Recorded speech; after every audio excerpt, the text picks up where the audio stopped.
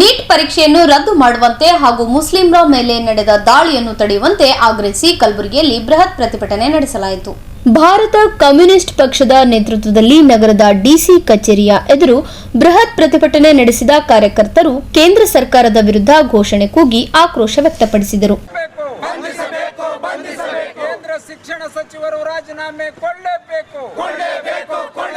ಅಲ್ಪಸಂಖ್ಯಾತರ ಮೇಲೆ ದಾಳಿ ಮಾಡುತ್ತಿರುವ ಬಿಜೆಪಿ ಆರ್ಎಸ್ಎಸ್ಗೆ ಧಿಕ್ಕಾರ.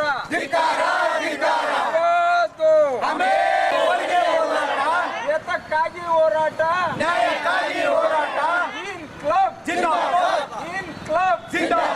ಏನೇ ಬರಲಿ ಎಲ್ಲಿವರೆಗೆ ಹೋರಾಟ? ಕೇಂದ್ರ ಶಿಕ್ಷಣ ಸಚಿವರು ರಾಜೀನಾಮೆ ಕೊಡಲೇಬೇಕು. ಏನೇ ಬರಲಿ ಎಲ್ಲಿಯವರೆಗೆ ಹೋರಾಟ?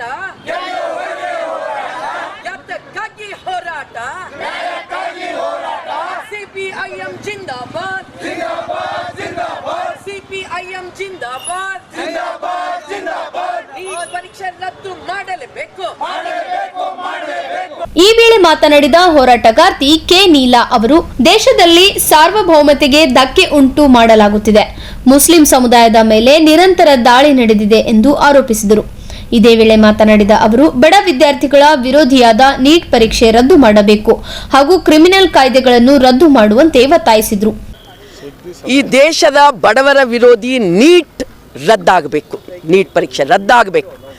ಮುಸ್ಲಿಮರ ಮೇಲೆ ಸೇಡನ್ನು ಇಟ್ಟುಕೊಂಡು ಇವತ್ತೇನು ಮುಸ್ಲಿಮರ ಮೇಲೆ ದಾಳಿ ಮಾಡ್ತಾ ಇದೆ ಬಿಜೆಪಿ ಕೇಂದ್ರ, ಅದನ್ನು ನಾವು ತೀವ್ರವಾಗಿ ಖಂಡನೆ ಮಾಡ್ತಾ ಇದ್ದೀವಿ. ಕೇಂದ್ರ ಸರ್ಕಾರಕ್ಕೆ ಆಗ್ರಹ ಮಾಡ್ತೀವಿ, ತಡೆಗಟ್ಟರಿ, ತಪ್ಪಿತಸ್ಥರಿಗೆ ಶಿಕ್ಷೆ ಕೊಡ್ರಿ, ಮುಸ್ಲಿಮರ ಮೇಲೆ ದಾಳಿ ತಕ್ಷಣ ನಿಲ್ಲಿಸ್ರಿ ಅನ್ನೋದನ್ನು ನಾವು ಇವತ್ತು ಕೇಳ್ತಾ ಇದ್ದೀವಿ.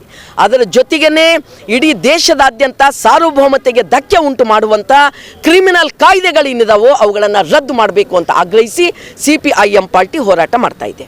ಎಷ್ಟು ರೀತಿಯಲ್ಲಿ ದೊಡ್ಡ ಮಟ್ಟದಲ್ಲಿ ಭ್ರಷ್ಟಾಚಾರ ಆಗ್ತಾ ಇದೆ, ಹೆಂಗೆ ಪೇಪರ್ಗಳು ಲೀಕ್ ಮಾಡ್ತಾ ಇದ್ದಾರೆ, ಹೆಂಗೆ ಬಡವರಿಗೆ ಪಾಸ್ ಆಗಲಾರ ರೀತಿ ನೋಡ್ಕೊಳ್ಳುವಂಥ ವ್ಯವಸ್ಥೆಯನ್ನು ನಿರ್ಮಾಣ ಮಾಡ್ತಾ ಇದ್ದಾರೆ ಮತ್ತು ಭಾಳ ವ್ಯವಸ್ಥಿತವಾದಂಥ ಕುತಂತ್ರ ಇದು.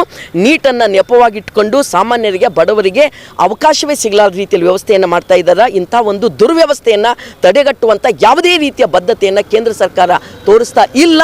ಆ ಕಾರಣಕ್ಕಾಗಿ ಕೇಂದ್ರದ ಶಿಕ್ಷಣ ಸಚಿವ ರಾಜೀನಾಮೆ ಕೊಡಬೇಕು ಅಂತ ನಾವು ಆಗ್ರಹ ಮಾಡ್ತಾ ಇದ್ದೀವಿ. ಪ್ರತಿಭಟನೆಯಲ್ಲಿ ರಾಜ್ಯ ಕಾರ್ಯದರ್ಶಿಯಾದ ಯುವ ಬಸವರಾಜ್, ಮುಖಂಡರಾದ ಶಾಂತಾ ಘಂಟಿ, ಶ್ರೀಮಂತ್ ಬಿರಾದರ್, ಸುಧಾಮಾ ದನ್ನಿ ಸೇರಿದಂತೆ ಇತರರು ಉಪಸ್ಥಿತರಿದ್ದರು.